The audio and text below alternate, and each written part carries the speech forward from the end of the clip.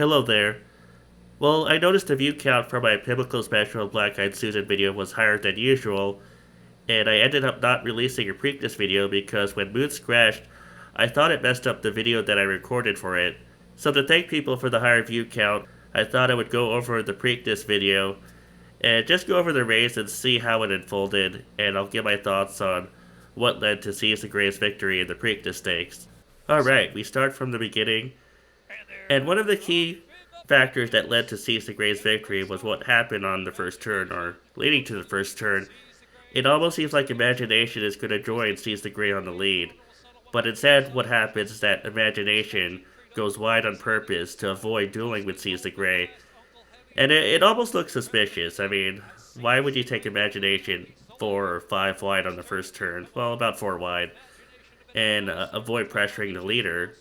So Seize the Gray is on an uncontested lead, 23.98 for the first quarter. I won't say that's slow, but I won't say that's fast either. And you can see he has a slight cushion. Imagination is still running wide on the outside. Just Steel is in third. Mystic Dan is on the rail in fourth, so he's where he likes to be. And he's also traveling over the slop, so he likes a wet track. And Caesar Gray is really comfortable right now, 47.33 for the half mile. Again, it's not slow, it's not fast, I just think he's going at a moderate pace, but the point is he has a cushion over Imagination, and that's going to really help him as he goes forward on the second turn.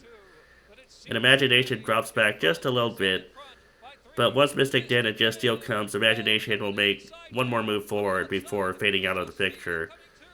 And you see Mystic Dan is going to get off his rail position and go into about the 3 path, and he's going to go after Seize the Gray. And Just Steel is on the outside, but he's going to get tired. Catching Freedom is behind them. Catching Freedom is going to get in the picture, and Mystic Dan has a chance to win, but Seize the Gray keeps finding more, and the 3 of them just open up on the rest of the horses.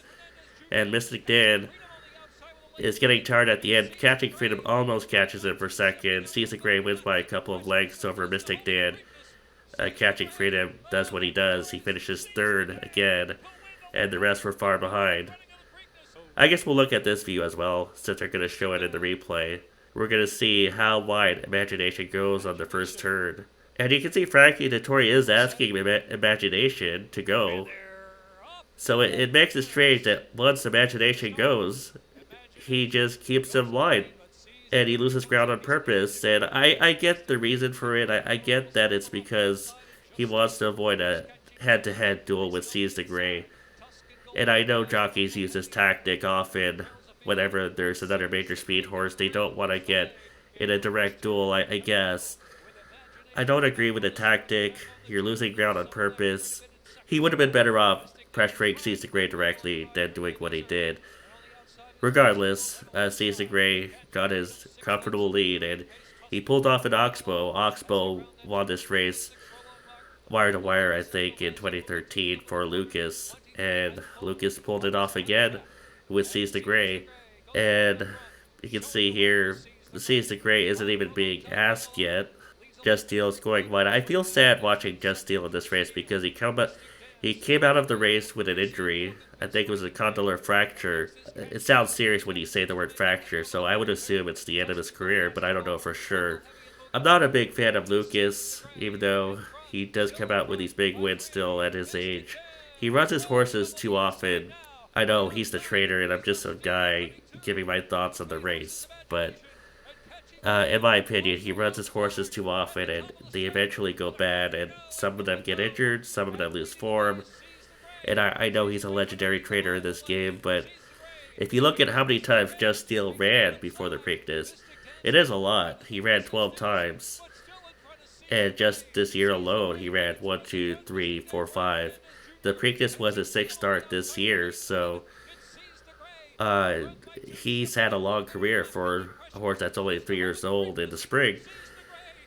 And he had that great race in the Arkansas Derby where he ran second to Muth by 2 lengths, and then he just had that big fade in the Kentucky Derby, and now he got injured in the Preakness, so I doubt we see him again. I hope he goes on to be a sire. I hope he gets better from his injury. I just don't like how often Lucas runs his horses, like I just said, but he did win the Preakness with Seas the Grey, and I hear he'll be at the Belmont Stakes. And yes, he'll be a major threat to win the race. He has a great pedigree for 10 furlongs. Remember, it's the special Belmont Stakes at Saratoga. It's going to be 10 furlongs. I think there's enough in Seas the Grey's dam side to signal he's going to get the 10 furlongs. I mean, he just got a mile and 3/16, and it's not that far off 10 furlongs, so I don't think that'll be a problem. But he will beat horses such as Sierra Leone, Fierceness, maybe. Who knows who else? It's not going to be an easy race, but I'll have to think more about Seas the Grey. Mystic Dan ran his race. I don't think there was any problem with Mystic Dan's trip. He had the inside, he had a wet track, he came off the rail for the stretch run, and that was a fine move, and he just couldn't run down Seas the Grey. Whenever there's a loose pace setter with some ability, it's going to be hard to run him down. And Seas the Grey has some ability. We saw that earlier in his career when he broke his maiden while beating Dornoch. And he was also fourth in the Iroquois, although that wasn't a strong race. And he was loose in this race, and he took advantage of it, and he held off the Derby winner. He held off Catching Freedom, and he put away Imagination, and he put away Just Steel. He earned this victory, yes, although Imagination did help him a little bit on the first turn when he went wide on purpose. We'll have to take him seriously. I'll have to take him seriously in the Belmont Stakes if he does show up there. But again, I'm not a huge fan of Lucas. In any case, that's my analysis, my post-race analysis for the Preakness Stakes. Thank you for watching my Pimlico Special Black Eyed Susan video. I did get a winner with Pyrenees who won the Pimlico Special at 5-1. I hope everyone bet on him. And I'll see you guys soon, maybe with some Belmont Stakes thoughts. Have a good day.